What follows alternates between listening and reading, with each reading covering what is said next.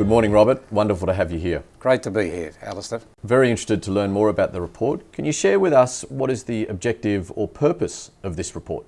The number one reason that we go to so much trouble to put the information out is to enable Australasian real estate agency owners to improve the profit performance of their business. Fewer than 5% of principals have any formal training in business management or financial management, so we decided many years ago to collect the data which would enable them to benchmark their businesses against other similar businesses. We've been doing it for 26, 27 years, so the aim is to help them improve their financial performance. Talking of the data, how do you collect the data and what's the sample size roughly? We did a lot of work in the early days with the Australian Bureau of Statistics just to make sure we would get this right. What we do is we invite every one of Australia and New Zealand's residential agency businesses to take part. We give them a link to our website whereby they can fill in the information. Interestingly, most of the data we collect comes from the accountant or the bookkeeper, the financial controller of the businesses, right, irrespective of the size of the business.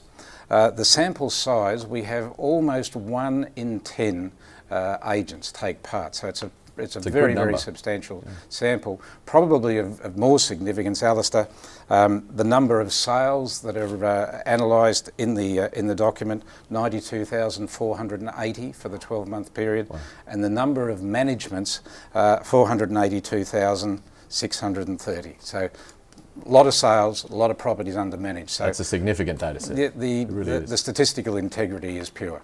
Wonderful. And one of the interesting things about the report is that you use a cash basis in the accounting. Yes, yeah.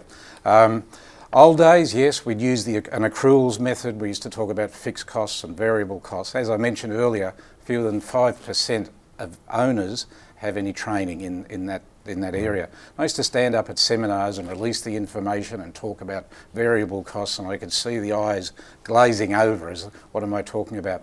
Again, Australian Bureau of Statistics told me if you're going to report on medium, small-sized businesses, the one thing they always understand is the bottom right-hand corner of their bank statement. Right. So if you produce a report on a cash basis and you say this is relating to the bottom right-hand corner of your bank statement, they understand. Makes sense. Yeah. Yeah, great.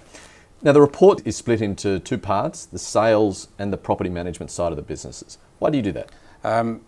Again, you must have been doing an historical tread of our preparation of the report, Absolutely, Alistair. well, it's been going for a long time. Yeah, because it's this again was something we changed. We always used to do it on consolidated accounts because that's the way most accountants prepare the financials for their clients, the agency owner, and that's the way they prepare it for the taxation department.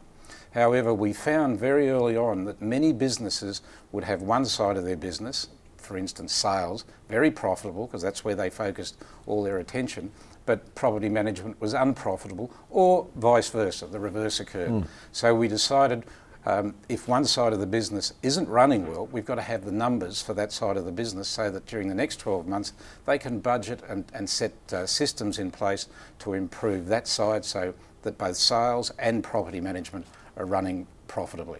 Starting with sales, what were the key findings across the Australasian sales departments? With sales, the number one thing that we picked up was the massive variation. When we look at the operating surplus, this is the bottom right-hand corner of the statement number. The bottom 10% had an operating surplus, a very lean operating surplus of just 2.75%. Wow. So barely breaking even. Only just over a break even. Whereas the top 10% had an incredibly healthy 35%. So 35 cents in every dollar they were retaining. That was number one. What caused that? The number one factor that caused the massive variation was the amount that they paid out as salaries, commissions, bonuses to the team. So bottom 10% paid out more than half of everything that came in. The top 10% paid out about a third. So that was the difference. That was the main difference.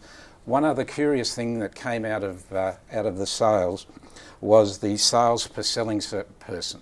How good were they at listing and selling property? Bottom 10% sold 16 properties during the year. Top 10% sold 27. So a big difference big there. difference in the top and the bottom. And very tangible numbers there across those Yeah, key findings. Robert, what were the key findings from the Australasian property management departments? Yeah, again, it was the variation between top 10% and bottom 10%. And this gets back, Alistair, to one of the first things that I talked about, the fact that they don't have training in running the business. They're good at leasing and selling properties, but they haven't been trained to look at the key components of business management. In the property management department, again, operating surplus of the bottom 10%, barely break even, just over 2%, but top 10%, almost 35%. So very, very healthy. The key component that governed that, once again, was salaries. Bottom 10% paid almost 66% of their income as salaries, dividends. So 2/3 of every dollar that came in went out as salaries. Whereas the most profitable category paid 44, well under half. Right. And Robert, in terms of the overall, what would you consider to be the most illuminating key metrics when you think of the big picture? Again, something we've only started to focus on in the last few years, but Alistair, it's the operating surplus per sale or the operating surplus per property managed. Every business owner should be able to quote immediately at any time, okay, Correct. Every sale you make, how much money do you make? Right. What's the bottom right-hand corner, the cash basis, the profit of every sale and every management? And again, this is where the variations show up, Alistair.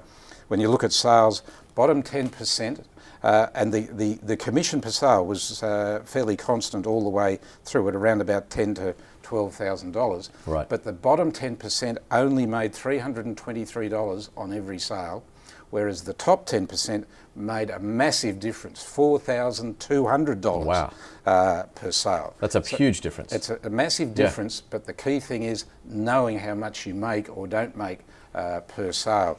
When we look at property management, same massive variations. Surplus per tenancy managed, surplus per property managed. Bottom 10%, $31. Only why bother? Right. For $31 per year, this is. Whereas the top 10%, $639. The $639 is fascinating because that number has stayed relatively constant over the last 4 or 5 years. It has. At the top end. Yep. How can agency owners, Robert, maximise the benefits available to them from this report? Most important thing, firstly, Alistair, is to recognise that statistic. 5% or fewer don't have the skills that their accountants, their bookkeepers, the consultants that help them work on the business do. So get a copy of the report. To get a copy of the report, they go to the Best Practice website, www.bestpractice.com.au, contact Katie in there, send an email, we can send it to them. And when they get a hold of it, page 35 is the critical page. Page 35 tells them the 4 simple steps that they, or more correctly, their bookkeeper or accountant need to take to make sure they're moving into the top 10%. Right. So page 35, that's the key page of the report. Absolutely. In terms of getting their hands on the report, Best Practice and Rockend have had a mutually rewarding relationship for over 30 years now. How could Rockend customers benefit? The report itself is sold for $375 and for decades Best Practice and Rockend have been working very, very closely together to enable as many Rockend clients as possible to get a copy of the report. We're slashing the fee till the end of February by 60%. So rather than paying $375, they'll pay just $150 for the most valuable piece of information they can get in Australia and New Zealand today to help them improve the profit performance of their business. Robert, it's another successful inter-firm comparison.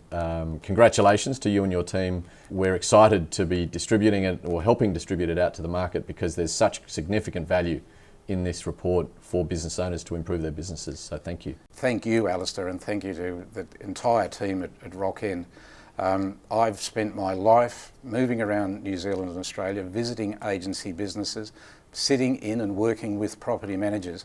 And for those who are looking at their software at the moment, particularly in the property management field, when you're thinking about what software you might use, don't be confused with the marketing spiel. Have a look at the after-sales service. Right. And I know you don't know what I'm going to say now, but what I'm going to tell you is what people are telling me. When it comes to property management software, it's the after-sales service that is critical. And nobody gives better after-sales service than the people at Rockend. So congratulations to you and the team on that, and thank you for your support in the production of the 1617 Interfirm comparison. Well, thank you, Robert. It was a great pleasure and we're delighted to be a part of it.